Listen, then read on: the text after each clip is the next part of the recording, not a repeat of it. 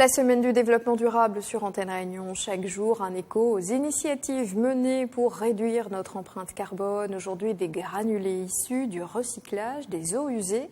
Ils peuvent être utilisés pour la culture des cannes ou des plantes en pot, tout simplement. Le produit vient d'obtenir le feu vert pour être commercialisé. Ophélie Maraval. La station d'épuration du Grand Prado figure de l'innovation en matière de développement durable.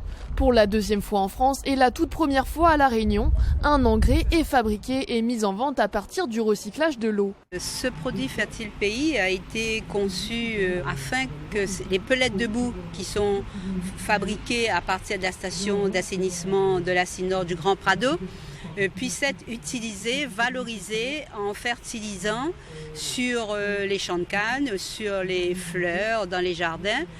Le projet lancé il y a 11 ans voit enfin le jour après de longues analyses. Le produit est pour le moment testé à titre expérimental dans des pépinières, mais la capacité de production pour 2019 est estimée à près de 2000 tonnes d'engrais. On l'a épandu déjà sur de la canne à sucre, on a déjà des retours d'expérience, on a mesuré l'eau, la terre, l'air et on a vu que c'était un produit qui était complètement sain pour faire pousser effectivement certains types de plantes, dont la canne à sucre.